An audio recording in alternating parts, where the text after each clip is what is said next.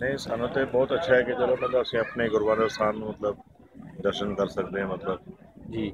ਤੇ ਅਸੀਂ ਤਾਂ ਇਹੀ ਚਾਹਾਂਗੇ ਸਾਡੇ ਬਾਕੀ ਜੋ ਸਥਾਨ ਹੈਗੇ ਇੱਥੇ ਜੋ ਲਾਹੌਰ ਹੈ ਨਨਕਾਣਾ ਸਾਹਿਬ ਹੈ ਜਾਂ ਆਪਣਾ ਪੰਜਾ ਸਾਹਿਬ ਵਗੈਰਾ ਹੈ ਉੱਥੇ ਵੀ ਇਸੇ ਤਰ੍ਹਾਂ ਦੀ ਮਤਲਬ ਜੋ ਹੈ ਨਾ ਮਤਲਬ ਫਾਰਮੈਲਿਟੀ ਘੱਟ ਹੋਵੇ ਮਤਲਬ ਵੱਧ ਤੋਂ ਵੱਧ ਲੋਕਾਂ ਨੂੰ ਮਤਲਬ ਆਉਣ ਦਾ ਮਤਲਬ ਮੌਕਾ ਮਿਲੇ ਮਤਲਬ ਸਹੀ ਹੈ। ਤੁਹਾਨੂੰ ਲੱਗਦਾ ਕਿ ਤੁਹਾਡੀ ਅਰਦਾਸ ਕਬੂਲ ਹੋ ਗਈ ਹੈ? डेफिनेटली जी कैसा लगा पाकिस्तान आके ते दर्शन करन दे? नहीं देखो पाकिस्तान तक ये अपना मतलब मुल्क है अच्छा है मुल्क है मतलब लोग भी अच्छे ने मतलब जिन्होंने गलबात होती है अच्छी ਕਿਦੋਂ ਇਹ ਸਾਰੇ ਤੁਸੀਂ ਇਹ ਦੇਖਦੇ ਹੀ ਇਹ ਸਾਰੇ ਇਨਫਰਾਸਟ੍ਰਕਚਰ ਨੂੰ ਦੇਖਦੇ ਹੀ ਤੇ ਸਭ ਤੋਂ ਪਹਿਲੇ ਕਿਹਦੇ ਵਾਸਤੇ ਦੁਆ ਨਿਕਲਦੀ?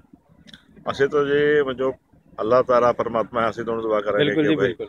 ਉਹਨਾਂ ਦੀ ਮਿਹਰਬਾਨੀ ਨਾਲ ਮਤਲਬ ਜੋ ਕੰਮ ਹੋਇਆ ਵਾ ਠੀਕ ਹੋ ਤੇ ਗਿਆ। ਬਾਕੀ ਤੇ ਦੇਖੋ ਜੋ ਸਰਕਾਰਾਂ ਤੇ ਇੱਕ ਮੀਡੀਅਮ ਹੈਗੇ ਕੰਮ ਕਰਨ ਦਾ ਜੀ ਬਿਲकुल ਬਿਲकुल ਜੀ ਕੰਮ ਤੇ ਉਹਨਾਂ ਨੇ ਕਰਾਉਣਾ ਵਾ ਇਹਨਾਂ ਨੇ ਕੰਮ ਕਰਨਾ ਵਾ ਉਹਨਾਂ ਦੀ ਮਰਜ਼ੀ ਦੇ ਬਗੈਰ ਤੇ ਕੋਈ ਨਹੀਂ ਹੋ ਸਕਦਾ। ਨਾਮ ਕੀ ਸਰਦਾਰ ਜੀ ਤੁਹਾਡਾ? ਹਰਪਾਲ ਸਿੰਘ ਹਰਪਾਲ ਸਿੰਘ ਜੀ। ਪੰਜਾਬ ਦੇ ਕਿਹੜੇ ਇਲਾਕੇ ਤੋਂ ਜੀ?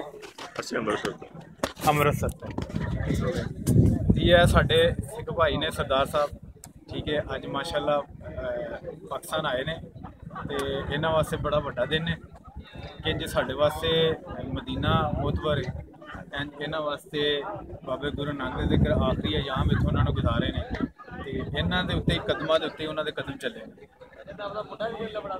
ਅੱਲਾ ਲੈਂਦੇ ਪੰਜਾਬ ਨੂੰ ਤੇ ਚੜ੍ਹਦੇ ਪੰਜਾਬ ਨੂੰ ਇਕੱਠਾ ਕਰੇ।